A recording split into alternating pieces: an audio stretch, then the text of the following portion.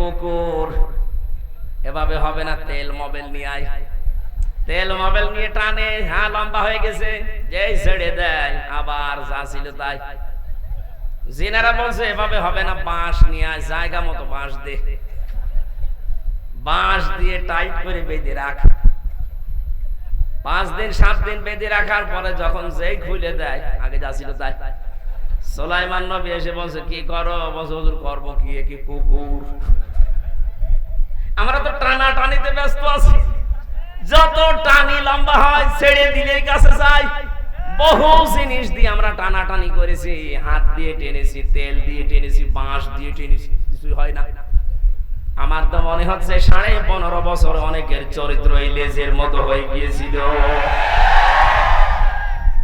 এদেশের 18 কোটি জনগণ তাদেরকে শোধরানোর জন্য বহু চেষ্টা করেছে। কেউ হাত দিয়ে টেনেছিল, কেউ মুখের ভাষা দিয়ে, কেউ তেল দিয়ে, কেউ বাঁশ দিয়ে, কেউ জীবন দিয়েও টেনেছে।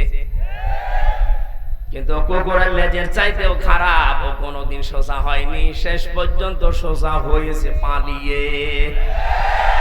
এখন বুঝতেছে যে কি করলাম। এই দেশের মানুষ পালিয়ে গেলে যদি 15.5 বছরে সোজা হয়েছিলেন তাহলে এইভাবে পালানো লাগতো না। আর এই মানুষগুলোকে বিপদে ফেলে গেলেন, এখন এরা করবে কি? এখন তো এই দেশে পরিচয় দেওয়া যায় যে আমি একজন হিন্দু, কোনো অসুবিধা নেই, কিন্তু যদি কেউ বলে যে আমি আওয়ামী লীগ, তার দাঁত মুখ খুলে ফেলবে। কি করে গেলেন আপনি? আপনার লেজ তো সে কুকুরের মতো। এত টানাটানি করলাম আমরা 15.5 বছর, কত আলেমরা সংশোধনের জন্য চেষ্টা চালিয়েছে, কিন্তু যা ছিল তাই। আমাদের চরিত্র কি ওই লেজের মতো হবে নাকি? এই হাদিস শোনার পরও যদি কারো মনের পরিবর্তন না আসে, ও আগে যা ছিল যদি ও তাই করে, ওর কপালে আর হেদায়েত আছে বলে আমার মনে হয় না। সুতরাং যারা সিদ্ধান্ত নিয়েছিলেন একচ্ছত্র ভাবে, একেবারে খাঁটি ভাবে নিয়েছেন, তো কোরআন যেখানে নেই আমি ওখানে নেই, কারণ আমার আখিরাতটা আমি ধ্বংস করতে পারি না। কথা বলেন না কেন? দুনিয়া একদিকে হয়ে যাক, আমি যদি একা থাকি তাও আমি একা দাঁড়িয়ে থাকবো ইনশাআল্লাহ। কোরআনের কথা না বোঝার কারণে মন খারাপ হয় এমন দর্শক শ্রোতা নেই? আছে। কারা আছেন এরকম মন মানসিকতা নিয়ে? হাত তোলেন তো। আছে, নাই তো যে 2 জন আজ থানায় যে এডিসির কাছে নালিশ দিল, এরা কারা? এরা তো হিন্দু ভাইরা না, মুসলমান। এরা মনে করে যে আমাদের পক্ষে হুজুর বলে না। আরে ভাই, আমি আয়াত পাবো কোথায়? তাহলে আপনি অন্য কোন বই এনে দেন, আমি সেইটা বলি। কোরআনে আপনার পক্ষে যাওয়ার মতো কোনো আয়াত নেই। তখন বলে ঠিক আছে, যখন আমার পক্ষে কোনো আয়াত নেই তখন আমি এটা হতে দেব না, বন্ধ করে দেই। এটা বন্ধ করে আপনার কপাল যে জালেমের মতো পড়বে, আপনি টের পাচ্ছেন। এই 15.5 বছরে কোরআনের আলোচনায় যত বাধা দিয়েছে, তত কপাল পুড়েছে। 14 জায়গায় অনুমতির সিস্টেম করেছিল। আরে ভাই, আমি কি আমার বাবার কথা বলার জন্য কুষ্টিয়া থেকে এসেছি? কোরআনের তাফসীর পড়ে আমি যতটুকু বুঝি ওইটা আপনাকে বোঝানোর জন্য আসলাম। আর আপনি এমন সিস্টেম করে রেখেছেন যে 14 জায়গায় যান, পারমিশন নেই। ওরা বলতো না সরাসরি যে কোরআন বন্ধ করে দেব, কিন্তু যেন বন্ধ হয় এই লাইনগুলো তৈরি করেছিল। ও 14 জায়গায় কেউ যাবেও না, ও ছাতা বলবে দরকার নেই, মমতাজকে নিয়ে আয়, 5টা যায় গান দিয়ে। আল্লাহ এখন পুরা পরিবেশ পাল্টিয়ে আজ মুমিনদের হাতে দেশটা তুলে দিয়েছে। ডক্টর মোহাম্মদ ইউনূসকে খালি সুদখোর বলে যারা গালি দেন, আরে ভাই উনি কি নিজে ডাইরেক্ট সুদ খাচ্ছে? উনি একটা চাকরি করে ওই প্রতিষ্ঠানে। লোকটা যাই করুক, উনি যে ক্ষমতা পাওয়ার পরেই জানিয়েছে দেশে অন্যান্য ধর্মের অনুষ্ঠান যেভাবে চলে কোরআন ওইভাবে চলবে, কোনো অনুমতি লাগবে না। এই কারণে আল্লাহ তাআলা মাফ করে দিলেন। ওনার জীবনে কিছু কবুল হবে কি না হবে আমি জানি না, কিন্তু কথাটা কত বড় মারাত্মক কথা যে 96% মুসলমানের দেশে কোরআনের অনুষ্ঠানে অনুমতি নেওয়া লাগে। এ কিসে? ওর প্রথম দিনই বলেছে কোনো অনুমতি লাগবে না। কিছুদিন আগে বাংলাদেশের সবচাইতে বড় গোয়েন্দা বিভাগের প্রধান, আমি নাম নিলাম না, আপনাদের এই বিভাগে বাড়িটা, উনি আমাকে বলছে হুজুর কোরআনের কথা যে এই ফোর্সে বলা দরকার আপনি ওই ফোর্সে সারা বাংলাদেশের 56,000 বর্গ মাইলের প্রত্যেক জায়গায় বলবেন, কোনো অনুমতি লাগবে না। যদি কেউ বাধা দেয় শুধু নাম ঠিকানা বাবার নামটা আমারে দেবে, ওর ঠ্যাং ভেঙে ফেলবে। আমি বললাম যে স্যার আপনি এতদিন ছিলেন কোথায়?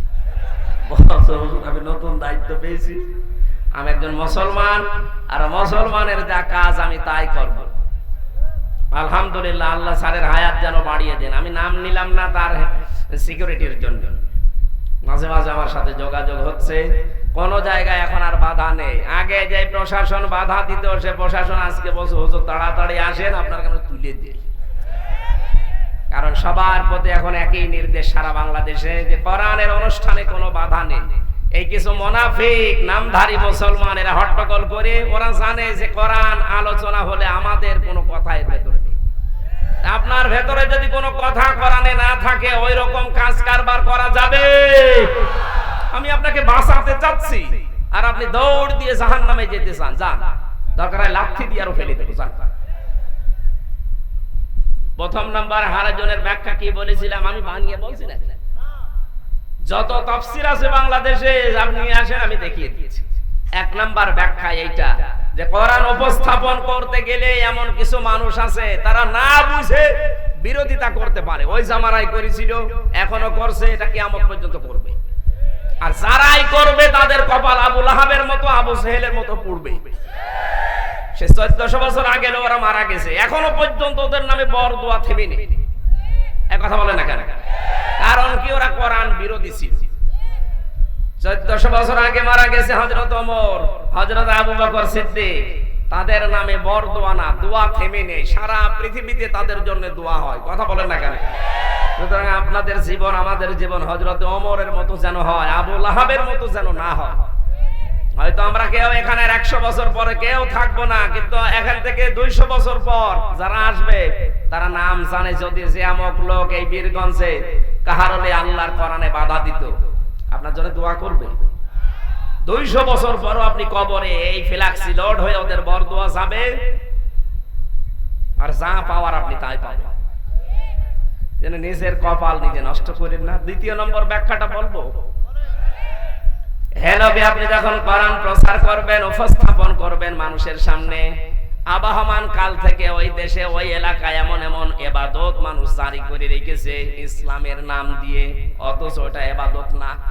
আপনি কোরআন বলতে গেলে ওই ইবাদত গুলো তো টিকবে না, কারণ কোরআনে কারিমে নির্ধারিত করা আছে ইবাদতকে।